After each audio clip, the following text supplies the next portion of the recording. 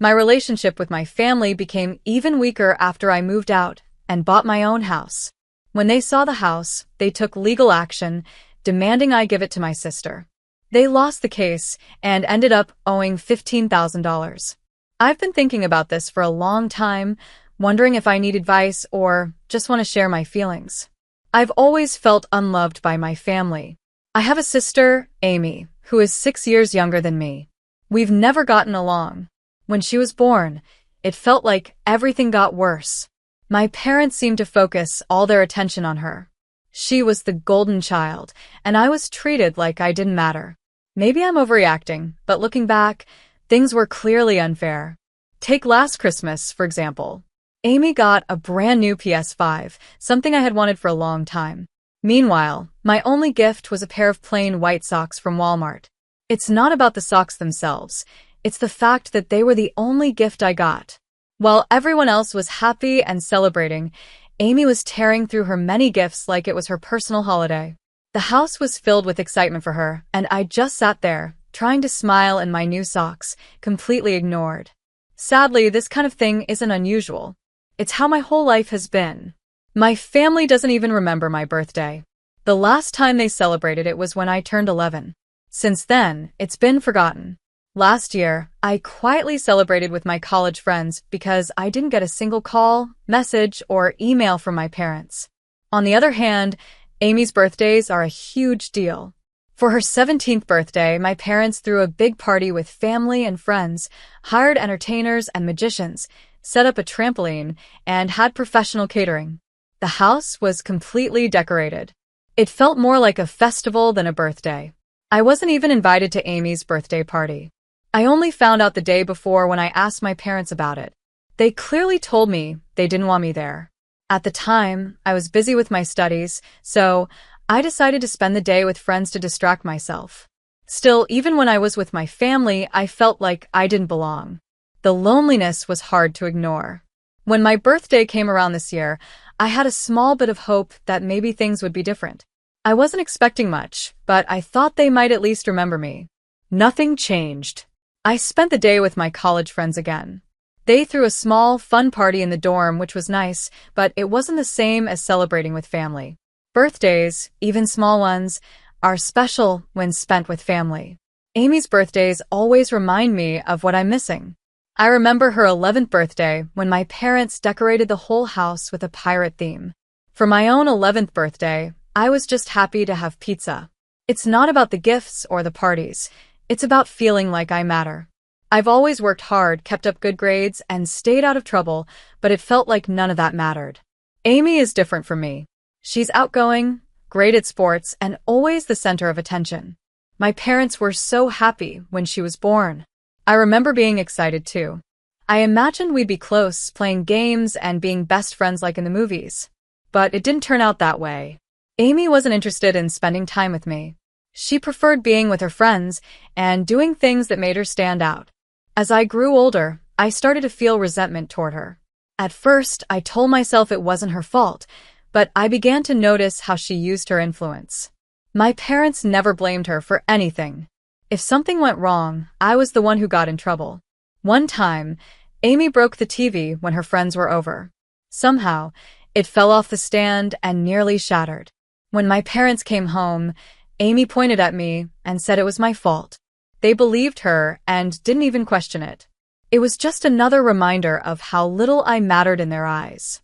I wasn't even home when the TV broke, but my parents believed Amy and punished me instead. I was grounded for a month, and they took away my phone. They treated me like a criminal. After that, I withdrew from my family. I spent most of my time in my room or at friends' houses. I desperately wanted to leave home, but every time I returned, I felt more and more invisible. My room was small and felt suffocating. It was nothing like Amy's, which was filled with the latest gadgets and decorated with posters of her favorite sports teams. Her room felt like her own little kingdom, while mine was just a shadowy corner of the house. My 19th birthday was especially painful. I had hoped it might be a fresh start now that I was an adult, but I was wrong. The day began like any other. My mom was busy in the kitchen, My dad was buried in the newspaper, and Amy was playing on her new Xbox. Nobody said happy birthday. There were no gifts, no acknowledgement, nothing. I felt completely ignored. In that moment, I realized nothing would ever change. Amy was always the center of attention, and I was left out. Whether she knew it or not, her actions made me resent her even more. I decided I needed to take control of my life. I distanced myself from my parents and avoided being around Amy's obvious favoritism. Being ignored by my family was emotionally draining, so I cut contact as much as possible. As soon as I could, I moved out and started living with friends from university. The move felt like a huge relief, like I was finally free. To support myself, I started freelancing in graphic design. At first, it was just to make ends meet, but over time, I built a reputation for my work. I got more clients, received great feedback, and worked on bigger projects. I put in long hours, often staying up late and working on weekends, determined to succeed on my own. By the time I was 25, my hard work paid off, and my life took a positive turn. I met someone named Jerry, and he was everything I had been looking for in a partner. He was smart, ambitious, and kind-hearted. Jerry was also a freelancer, managing social media for small and medium businesses. We hit it off immediately and began working on projects together. We supported each other and grew in our careers. For the first time, I felt truly valued and cared for. I wasn't just someone in the background to Jerry. He truly understood me and loved me for who I was, not for what I could do for him. His care came from genuine feelings, not out of obligation. As our careers became more stable, we started dreaming of a bigger future together. After a year of dating, we decided to move in together. Everything was going well, and we made a bold plan to use our savings to buy a home. We didn't want just any house. We wanted something special. After a long search, we found a beautiful 4-story house in the suburbs. It was more expensive than we had planned, but with our combined income, we managed to afford it. It truly felt like our dream home, a result of our teamwork and hard work. We signed the papers and became the official owners. 4 days later, the trouble started. I got a call from my family. At first, I didn't want to answer it. Since moving out, I had barely spoken to them, and every conversation felt awkward. But the calls didn't stop, so I finally picked up. They said, "We're in town and want to visit your new home." I wasn't sure how to feel, but decided to let them come, thinking it was better to get it over with than avoid them forever. A few hours later, my parents, Amy, and a man I didn't recognize showed up at the door. That's when things got weird. Amy introduced the man as her fiancé, Douglas, and also revealed she was pregnant. I was shocked. I didn't even know she was engaged, let alone expecting a baby. It felt like a wake-up call about how distant I had become from my family. Before they even stepped inside, my dad made a snarky comment. "So, this is the house you bought? I didn't think you could afford something like this." His tone was condescending, but I chose to ignore it. I wasn't in the mood to argue. Once inside, the atmosphere became even more awkward. My mom tried making small talk with Jerry, but he quickly picked up on the tension and glanced at me, clearly sensing something was wrong. Meanwhile, my dad and Amy were whispering to each other, and Douglas was walking around like the house was his.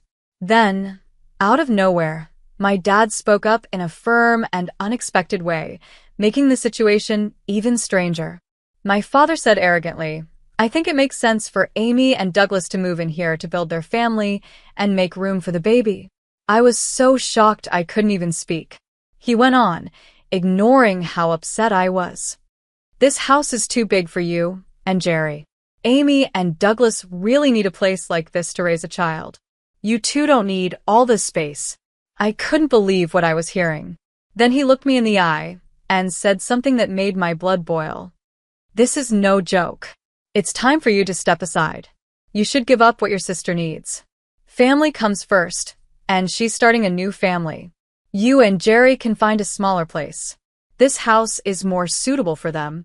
I felt devastated. Years of bottled-up resentment poured out. "This home belongs to Jerry and me. We bought it, and it's in our names. No one gets to make decisions for us." Amy smirked and added, "Wait a minute. Why do you even need such a big house? Unlike you, we have a baby on the way. That was the last straw. I snapped. The issue isn't the size of the house.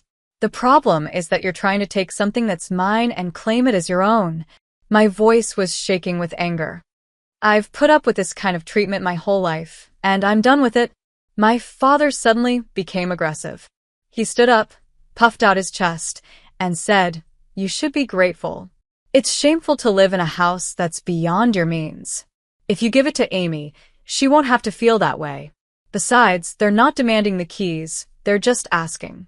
Whether you like it or not, this house becoming Amy's is inevitable." That was it. I couldn't hold back anymore. I exploded with rage, lunging at him and pinning him against the wall. "Get out of this house right now," I shouted. Jerry tried to calm me down, but I couldn't stop. Years of frustration and anger were pouring out. My father pushed back, and before I knew it, we were yelling and physically fighting. My mother and Amy were screaming, and Douglas stood in the corner frantically, making a phone call. The chaos didn't stop until the police arrived. It was Douglas who had called them. The situation spiraled out of control, and the police had to separate us. They handcuffed both my father and me and took us to the police car. I never thought things would come to this. I never expected my father to try and take my home from me. And now, it had ended in a way I could never have imagined. I ended up in jail, but Jerry came and paid my bail hours later. Even though I was free, the damage was done. My family was completely broken. But things weren't over yet. They got worse. My father decided to sue me for the house, claiming that Amy and Douglas needed it more than I did. He actually took me to court, demanding I hand over the house. I was shocked by how far he was willing to go. I hired a lawyer and gathered every document proving the house was mine. I prepared for what felt like the biggest battle of my life. But I had more to bring to court than just paperwork. Over the years, I had endured emotional and psychological abuse from my family, and I decided it was time to speak up. I collected evidence, emails, text messages, and even testimonies from friends who had seen how my parents treated me.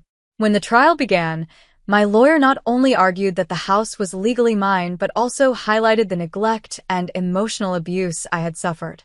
My father tried to make himself look like a caring parent, saying he was only trying to do what was best for the family. Amy and Douglas acted like victims, claiming they needed the house for their baby and calling me selfish for not giving it up. But their story didn't hold up. After months of hearings, the verdict was finally announced. The court ruled in my favor, confirming the house was legally mine. On top of that, the judge ordered my father to pay $150,000 in damages for the years of emotional abuse. For the first time in my life, I felt like justice had been served. Someone had finally stood up for me. After the trial, I made the decision to cut off all contact with my parents and Amy. I couldn't take the manipulation, lies, and favoritism anymore. Together with Jerry, I started a new chapter. We made the house truly ours and began building the life we wanted. Though the scars from the past hadn't completely healed, I felt a sense of peace I had never known before. Now, for years have passed since all of this happened. Looking back, it's still hard to believe how much my parents tried to deceive and manipulate me, but that was my reality. Amy had once been the favored child, but things have changed. Before I go on, I want to tell you about our wedding, which happened 4 years ago. It was the happiest day of my life and the best decision I've ever made. After everything I went through with my family, Jerry stood by me through it all. The court battle confirmed what I already knew. Jerry was the one person I could truly rely on. I could truly trust Jerry.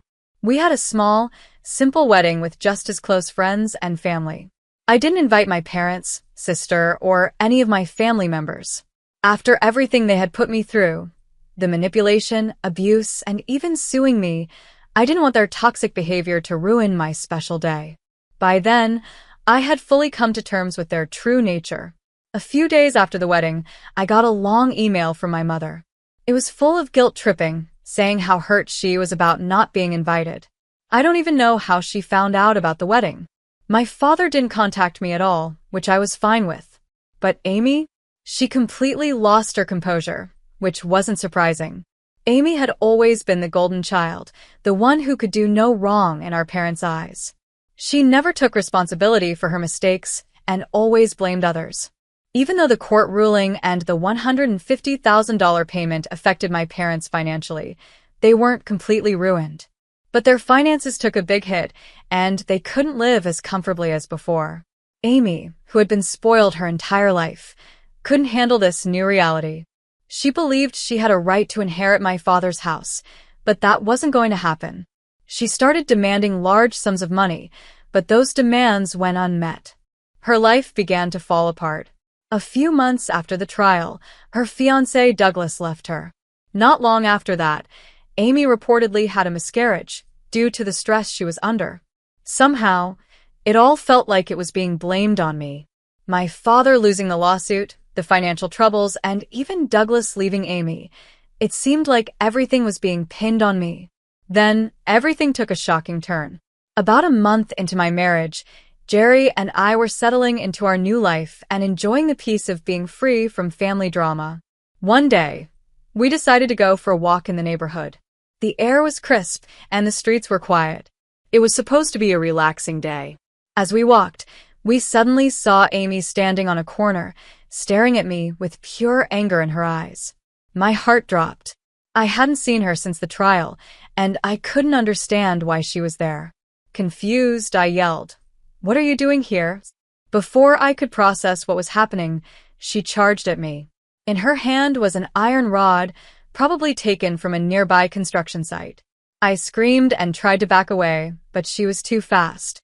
She swung the rod and hit me in the abdomen. Before I could react, pain shot through me like fire burning through my ribs. I bent over, gasping for air, but Amy wasn't finished. She swung the rod again, this time hitting my left shin. The sickening sound of the impact was followed by me collapsing onto the sidewalk. "You ruined my life," Amy screamed, trembling with rage. "It's all your fault. You caused Dad's financial collapse, you made Douglas leave, and you broke everything." I tried to get up and defend myself, but my body wouldn't cooperate. My strength was gone, and I couldn't move properly. The world around me became a blur, but I could hear voices getting louder and footsteps rushing toward us. Someone grabbed Amy and pulled her away, but I was too weak to understand what was happening. My consciousness faded. When I woke up, I was in a hospital bed. Jerry was sitting beside me, his face pale and his eyes filled with tears. I tried to speak, but my throat was dry and every part of my body ached. "Are you okay?" Jerry whispered, gripping my hand tightly. "I'm okay," I managed to say, but I wasn't. I had multiple broken ribs, a fractured left leg, and a broken right arm. The doctor told me I was lucky to be alive. If bystanders hadn't stepped in when they did, Amy might have killed me. The police were called, and Amy was arrested on the spot while I lay bleeding on the sidewalk. After that, I drifted in and out of consciousness, heavily sedated by pain medication. As my body began to heal, Jerry stayed by my side the entire time. He handled everything: police reports, insurance claims, and hiring a lawyer to prepare for the upcoming trial. Amy was facing serious charges, including assault with a deadly weapon. Because of the severity of my injuries, she was looking at a long prison sentence. When I was finally awake and able to understand everything, Jerry explained what had happened. Amy, after being abandoned by Douglas, had a complete mental breakdown. She fell into deep depression and refused to accept responsibility for her situation. Instead, she blamed everything on me. According to the police report, Amy had waited outside my house for hours and grabbed the iron rod from a nearby construction site to attack me. When questioned by the police, she showed no regret. She justified her actions by claiming that I had destroyed her life and said she was only seeking justice. She truly believed she was in the right. Amy believed I was the cause of all her problems, her fiancé leaving, and our father's financial troubles. I spent a long and painful time in the hospital recovering from my injuries. Every day was tough, with constant physical therapy, medical checkups, and the looming stress of the trial. I couldn't walk for long periods, and even after being discharged, I had to use crutches and arm support. The doctors warned me that it could take months to recover fully, and there was a chance I might never regain all my strength. After months of treatment and recovery, the trial against Amy finally began. She pleaded not guilty, holding on to the belief that her actions were justified. She insisted that I was to blame for everything that led her to act the way she did. Her defense argued that her mental state was fragile due to family issues, but the evidence against her was strong. Eyewitnesses testified that they saw Amy attack me and immediately called the police.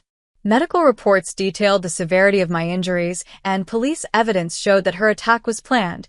She had waited outside my house and brought the iron rod with her to harm me. It was clear this wasn't a random act of frustration, but an intentional act of violence. Sitting in court and listening to my sister try to justify her actions was more painful than anything I'd been through before. She never once looked at me. To her, it was as if I didn't exist anymore. The worst part was seeing my parents in the courtroom. Not only were they there, but they sat on Amy's side. Every time she claimed I had ruined her life, they nodded in agreement. Their silent support for her felt like a knife twisting in my chest. Despite everything, they chose her side, still believing she was the victim. The trial lasted several weeks, but the outcome seemed clear from the start. With the evidence and testimonies presented, the verdict was almost inevitable. Amy was found guilty of serious assault and sentenced to 6 years in prison, with a possibility of parole in 4 years. By that point, her sentence didn't matter much to me. I had already accepted that I no longer had a family. Through this experience, I realized that those who were supposed to love and support me weren't true family at all. The one constant in my life was Jerry. He stood by me through everything, never wavering. He faced every difficult situation with strength and was always there to support me. Together, we've focused on moving forward, leaving the pain of the past behind, and building a positive future. I am slowly recovering, both physically and mentally, and I'm beginning to see a brighter future ahead. I go to therapy regularly to help me work through the trauma of what happened, but it's a slow and long process. Some days I feel good about my progress and can appreciate how far I've come. Other days are harder, and it's tough to look in the mirror because I feel so different from the person I used to be. I don't know what the future holds, but I've decided to take each day as it comes and make the most of it. One thing I'm sure of now is who I can truly trust.